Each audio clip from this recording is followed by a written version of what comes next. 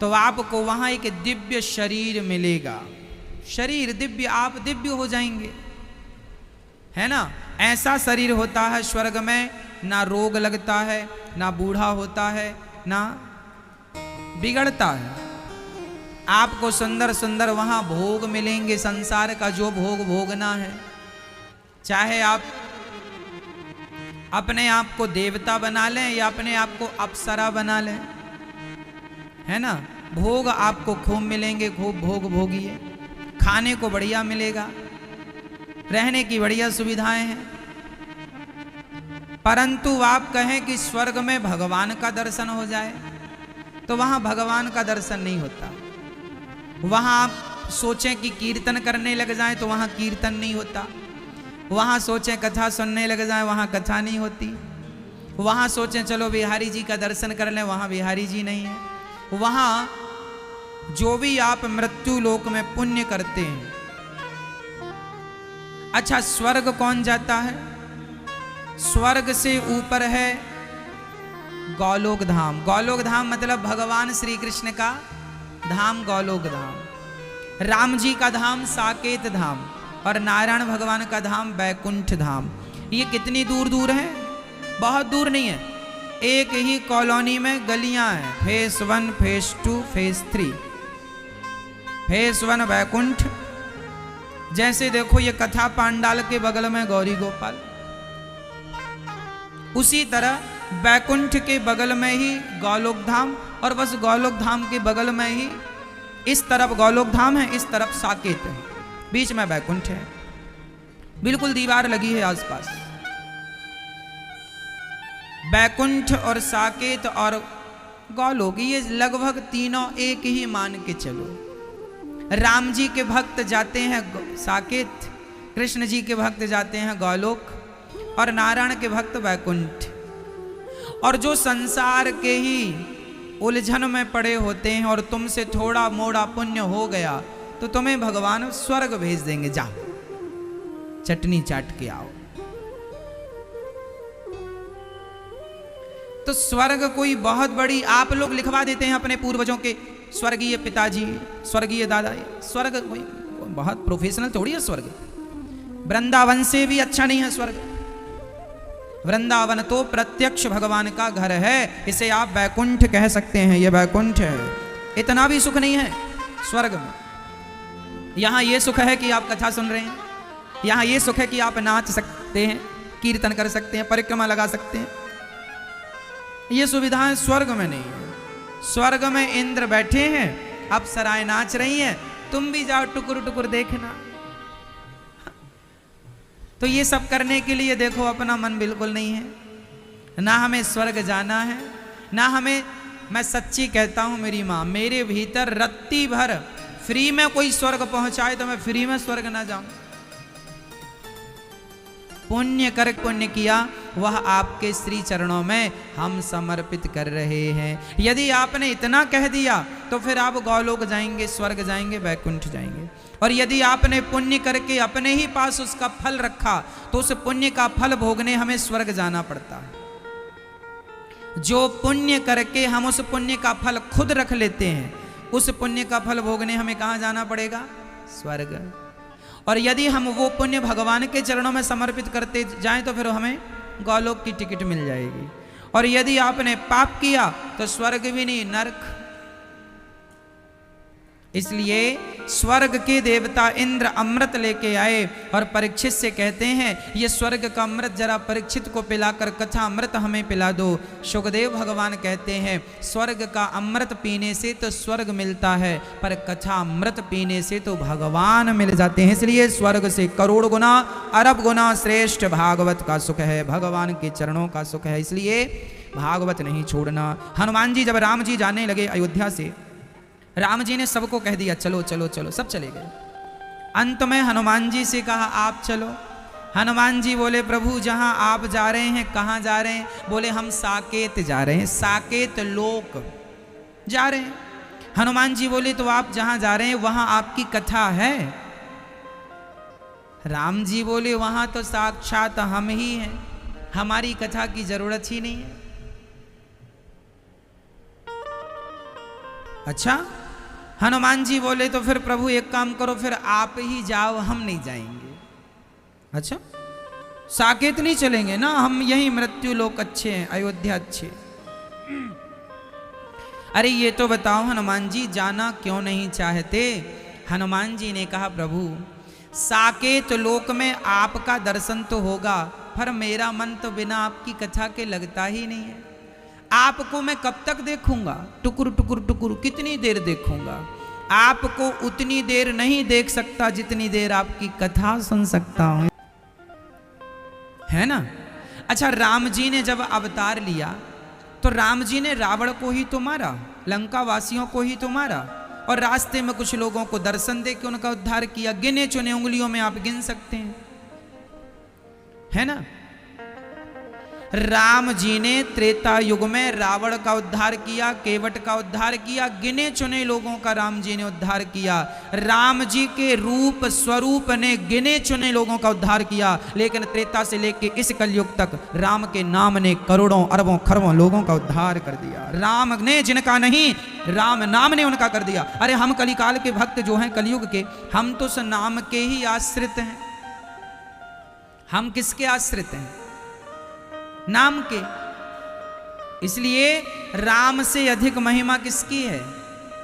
राम के नाम की।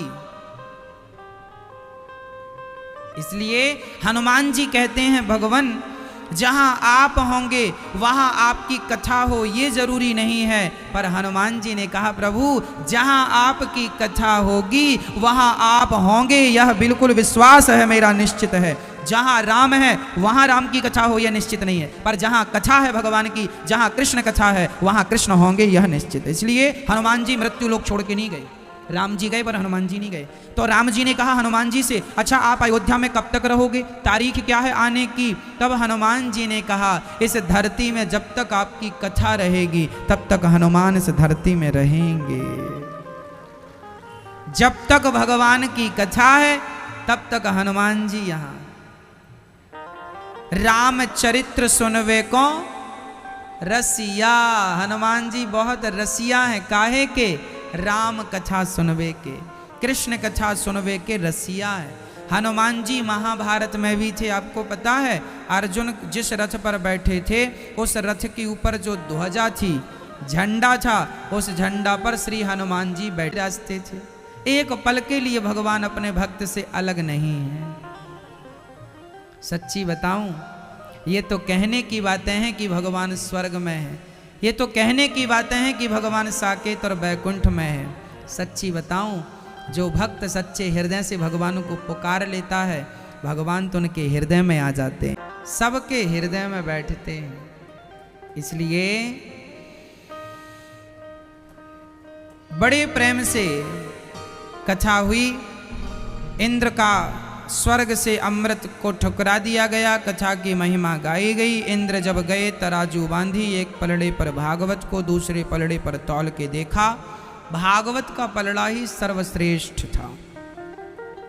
भागवत के सामने कौन बराबरी करे, इसलिए भागवत प्रत्यक्ष भगवान है। 7 दिन की कथा में परीक्षित का उद्धार हो गया। एक दिन क्या हुआ, यह भागवत देवताओं ने तो ठीक, परीक्षित का तो उद्धार भागवत से हो ही गया। एक बार इस भागवत जी को देवर्षि नारद जी ने भी सुना। नारद जी समस्त तीर्थों का भ्रमण करने चले गए। अद्भुत दृश्य है। सारे तीर्थों में एक बार नारद जी भ्रमण करने के लिए गए, पर शांति कहीं नहीं मिली। तब नारद जी वृंदावन आए। कहाँ कहाँ गए? भगवान का कीर्तन, भगवान की कथा होती है, वहां का वातावरण शुद्ध हो जाता है। तो नारद जी गए समस्त तीर्थों में, ना पश्यम कुत्रमिच्छर्मः मनः संतोषकारकम, मुझे कहीं शांति नहीं। तब नारद जी तीर्थों में गए, वहां शांति नहीं। गृहस्थों में आए, आपके घर आए, वहां शांति नहीं। सब जगह गए, शांति नहीं। तरुणी प्रभुता गेहे श्याल को बुद्धिदायक, कन्या विक्रिणे लोभा दंपत्ति नाम च कलकनम। आजकल घर में नई नई बहुओं की चल रही है, सासू माँ की कोई पूछ नहीं, बड़ों का कोई आदर नहीं, बड़ों का कोई सम्मान नहीं। इसलिए हम कहा करते हैं इज्जत देने से इज्जत मिलती है। इज्जत यदि आपको चाहिए, आप बताओ, आप सबको अपनी इज्जत प्यारी है, आप इज्जत चाहते हैं? समाज आपको सम्मान अच्छा लगता है, अपनी इज्जत अच्छी लगती है, तो मैं प्रार्थना करूंगा आपका अपना सम्मान आपको अच्छा लगता है तो आप दूसरों का सम्मान कीजिए। जिनका सम्मान आप करेंगे वो आपका सम्मान करेंगे, जिनका अपमान आप करेंगे वो आपका अपमान करेंगे। सम्मान किया है तो सम्मान मिलेगा, और सम्मान नहीं किया, इसलिए मेरी माँ सम्मान किया करो। किसका? अपने से बड़ों का। जब हम अपने से बड़ों का सम्मान करेंगे तो हमारे बच्चे हमारा सम्मान करेंगे। हम अपने से बड़ों का सम्मान नहीं करते तो हमारे बच्चे हमारा कैसे करेंगे? जो बोया है वही तो काटेंगे ना। आपने नहीं किया अपने से बड़ों का सम्मान, तो फिर आप भी तैयार हो जाइएगा, तुम्हारे बच्चे तुम्हारा अपमान करेंगे। कौन सम्मान करेगा? एक बेटा अपनी माँ से बोला, माँ आज हम पत्नी और बच्चों को लेके जरा होटल में जाएंगे खाना खाने, पास में आज भंडारा है तो आप जरा मंदिर में जाके वहां खा लेना। बेटा अपनी पत्नी को लेके होटल गया और माँ से कह दिया बगल में मंदिर में आज भंडारा है, तुम खा लेना। छोटा सा बच्चा था, लगभग 6 साल का, सुन रहा था। जब वो पिता अपने बेटे को लेके होटल में गया और होटल में थालियां आई और बढ़िया लग्जरी भोजन परोसा गया, तो उस बच्चे ने कहा, पिताजी मैं भी बड़ा होकर अपना घर किसी मंदिर के पास ही बनवाऊंगा। पिता ने कहा, बेटा क्यों? बोले, पिताजी जब आप मेरा विवाह करेंगे तो ऐसे ही मैं भी अपनी पत्नी को लेके आया करूंगा और आपको कह दिया करूंगा कि आप भी जरा मंदिर के भंडारे में जरा आज खा लेना। शर्म से उसका सिर नीचे हो गया कि देखो मैं अपने बच्चों को क्या संस्कार दे रहा। यही संस्कार क्या है मैया? ठोक बजा के छैनी हथौड़े से संस्कार नहीं डाले जाते। अपने चरित्र से, अपने व्यवहार से, जो व्यवहार आप कर रहे हैं रेगुलर, उन्हीं व्यवहार से बच्चे देखते रहते हैं, देंगे जपने के। और आपके घर में शराब की बोतल खुलती है तो वह भी ट्राई करने लगेगा, कैसे खुलती, हम भी तो खोलें। भाई आपके घर का वातावरण कैसा है वो देखिए ना। आप पत्नी से कैसे बातें करते हैं? आप अपने बच्चों के सामने यदि अपनी पत्नी से बातें कर रहे हैं उल्टी सीधी, तो आपको क्या लगता है बच्चे बहरे हैं?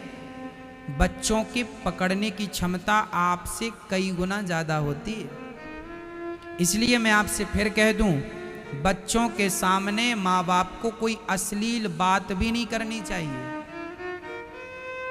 बच्चे सुनते हैं, दिमाग में रह जाती हैं वो बातें, और फिर बच्चा वही चीजें ट्राई करता है जो देखता है। एक बार मैं बचपन में सुना था कि एक पिता था, वो डॉक्टर था, कान में मशीन लगाए, छाती पे लगा के सबको चेक करे। बच्चे बच्चे होते हैं। एक दिन उसने अपने पिता को ऑपरेशन करते देख लिया कि वह मरीज के छाती को चाकू से फाड़ रहा है। देख लिया। देखना जरा, देखने का प्रभाव बोल रहा हूं, जो तुम हल्के में लेते हो ना बातों को, उसका मैं साइड इफेक्ट बोल रहा हूं। एक बच्चे ने चाकू से मरीज का ऑपरेशन, डॉक्टर तो करते ही है मरीज को फाड़ना उसका चाकू से, बच्चे ने देख लिया। उसने वही चीज अपने छोटे भाई पर कर ली। छोटे भाई को बिस्तर पर लिटाया, बोले पापा इलाज करते हैं, मैं भी करूंगा। माँ ने रसोई में चाकू थी, चाकू लाया, बच्चे को लिटाया, कहा ऑपरेशन। अच्छा वो छोटा वाला भी बच्चा, चलो भैया है करेगा। उसने चाकू घुसा दी पेट में। वो तो समय से वो रोने लगा, चाकू घुसी तो रोने लगा, चिल्लाने लगा, चीखने लगा। घर वाले आए, इलाज कराया, सब ठीक हो गया। लेकिन बच्चे ने क्या किया? वही किया ना जो माँ बाप को देखता है। मैं एक छोटे से एग्जाम्पल से मैंने आपको ये बात समझाना चाहता हूं, बच्चों के सामने बहुत मर्यादित रहा करो। अपनी पत्नी को बच्चों के सामने ना डांटा करो, अपनी पत्नी को गालियां बच्चों के सामने ना दिया करो। वो गालियां बच्चों के माइंड पर बहुत बड़ा प्रभाव डालती हैं। आपका जो पति पत्नी का व्यवहार है वह भी पवित्र हो बच्चों के सामने, क्योंकि सारी चीजें वो देखते हैं, उन पर प्रभाव पड़ता है। वो गालियां सुनेंगे, वो भी सीखेंगे। और एक बात बताएं, आप बताओ, आपको अपने बचपन की यादें हैं कि नहीं? बातें याद हैं कि नहीं? हाँ या ना? हाँ। तो आप अपने पति और पत्नी के साथ जो बातें कर रहे हैं, जो व्यवहार कर रहे हैं, यदि बच्चे देख रहे हैं तो क्या उनके बड़े हो जाने पर वो चीजें उन्हें याद नहीं रहेंगी? फिर इसलिए जरा संभल के बातें किया करो। मोबाइल में आप कुछ देख रहे हैं, बच्चे भी देख रहे हैं, बार बार उसका ध्यान वहीं जाएगा। इसलिए पापा आए, शराब पीकर मम्मी को 2 थप्पड़ जमाया। किसके सामने? बच्चे के सामने। क्या प्रभाव पड़ेगा उसको? पापा शराबी हैं, क्या होती है ये शराब? कल को वो भी ट्राई करने लगा, क्या करोगे? तुम बीड़ी पीते हो, सिगरेट पीते हो,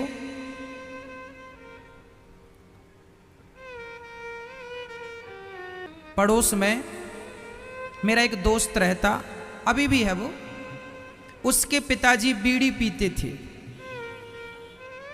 और संयोग से उस जमाने में ना तो लाइटर हुआ करती थी, ना माचिस रखने का कोई चलन था।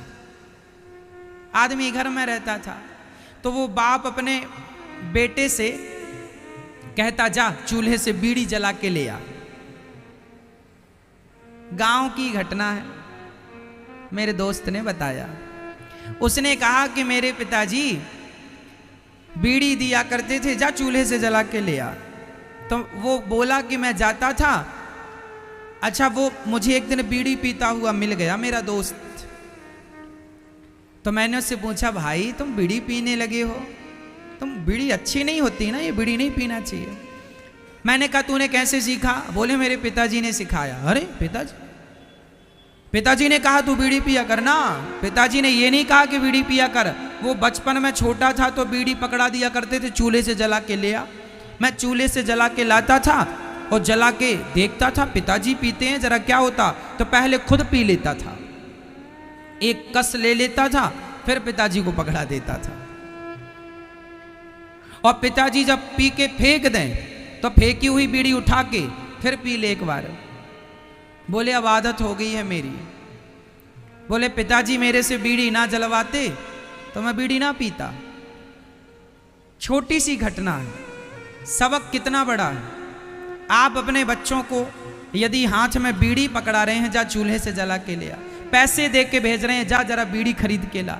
जा जरा पैसे ले जा सिगरेट खरीद के ले आ। जा जरा पैसे ले जा एक शराब खरीद के ले आ। कितना बड़ा दुष्प्रभाव पड़ेगा उन बच्चों पर, उनका भविष्य क्या होगा, कभी सोचा है आपने? ऐसे में मेरे भारत की तरक्की कैसे होगी, भारत का विकास कैसे होगा? अरे मेरी माँ, मेरी बहनों, मेरे भारतवासियों, आप सभी 135 करोड़ जो भारतवासी हो ना, प्रत्येक व्यक्ति से भारत का विकास है। यदि आप सब समझदार हो जाएंगे, सब सही रास्ते पे आ जाएंगे, अपने आप मेरा भारत सफल हो जाएगा, संपन्न हो जाएगा। आपसे भारत है, आपसे ही तो भारत है। फिर इसलिए गलत बातें ना हो, गलत विचार ना हो, पवित्र बच्चों के साथ बहुत समझदारी से रहने की जरूरत होती है। छोटी सी बात है पर समझदार के लिए बहुत बड़ा सबक है। श्री नारद जी कहते हैं, आज बड़ों का सम्मान नहीं, बड़ों की इज्जत नहीं है, इसलिए बड़ों की इज्जत, बड़ों का सम्मान, आदर सब जरूरी है। हम नहीं करेंगे, कौन करेगा ये बताओ? कौन करेगा?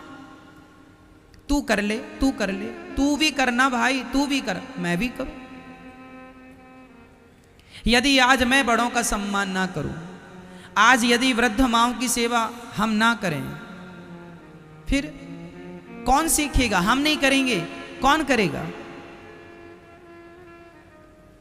हम ही भगवान का नाम नहीं जपेंगे, कौन जपेगा? हम ही भगवान पर श्रद्धा नहीं रखेंगे, कौन रखेगा? हम ही अपने हिंदू धर्म का पालन नहीं करेंगे, हम ही अपनी संस्कृति पर नहीं चलेंगे, हम ही अपने बड़ों के वचनों पर नहीं चलेंगे, कौन चलेगा? कौन चलेगा बताओ? यदि आज बेटा अपने पिता की बात नहीं मानता, कल को सारे बेटे ऐसे हो गए तो जानते हो भारत का भविष्य क्या होगा? क्या फिर कौन सुनेगा अपने पिता की बात?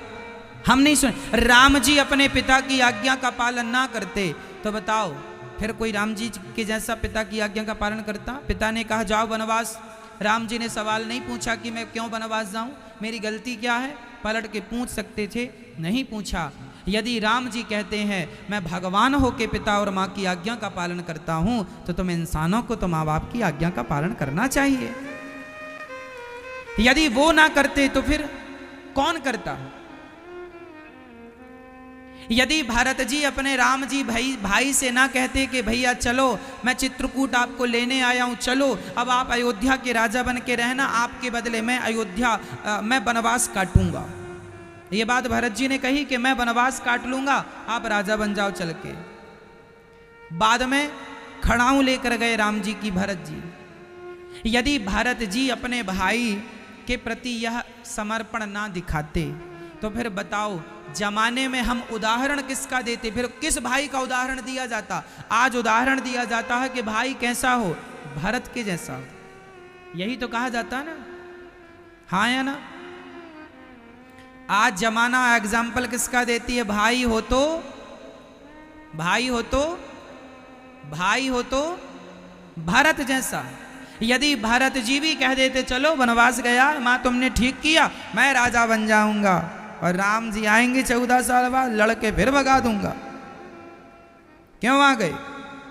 फिर इतिहास में इनका नाम होता, फिर कोई आदर करता? यदि भरत जैसे भाई अपनी मर्यादा छोड़ देते तो फिर बताओ कि मर्यादा का पालन करता कौन? कौन करेगा? मैं नहीं करूंगा मर्यादा का पालन। आप सारे लोग मुझ पर विश्वास करते हैं, यदि मैं ही आपके विश्वास का सम्मान ना करूं तो कौन करेगा? इसलिए मेरी जिम्मेदारी है, आपकी जिम्मेदारी है, हम सब भारतवासियों की जिम्मेदारी है, हम अपने बड़ों का सम्मान करें, हम बड़ों की इज्जत करें। वो हमें गालियां दें तो दें, वो हमें थप्पड़ मारें तो मारें, वो हमारा कुछ भी कहें करें, हम ना कहें। राम जी के पिताजी ने कह दिया वनवास जाओ, माँ ने कह दिया वनवास जाओ, तो क्या राम जी ने पलट के कोई उत्तर दिया? आजकल का आदमी कह दे ना, कोई बाप कह दे कि बेटा वनवास जा, तो आजकल का बेटा कोई चला भी जाए तो जाते जाते 100 गालियां देता जाएगा, बड़ा दुष्ट बाप है, हे भगवान किसी को ऐसा बाप ना दे। मैं जा तो रहा हूं लेकिन खूब कीड़े पड़ेंगे तुझे, कीड़े कष्ट दे रहा हूं मुझे। आज का आदमी निकल भी जाएगा पर लाख गालियां देता जाएगा।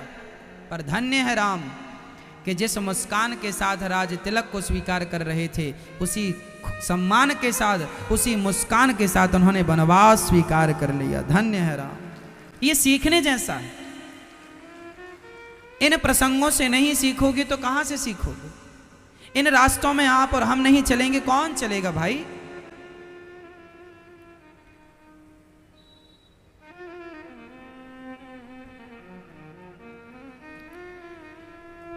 इसलिए नारद जी सबके यहां गए, शांति नहीं। तब नारद जी पहुंच गए बद्री वृंदावन आए, यहां भक्ति महारानी को उदास देखा, ज्ञान वैराग्य को। उनको भागवत श्रवण कराने के लिए सनकादियों के पास गए। सनकादियों ने कहा, सनकादियों ने भागवत सुनवाओ। हरिद्वार की धरती में भागवत शुरू हुई और जैसे ही भागवत का प्रथम दिवस हुआ, भागवत की केवल महिमा सुनी, भक्ति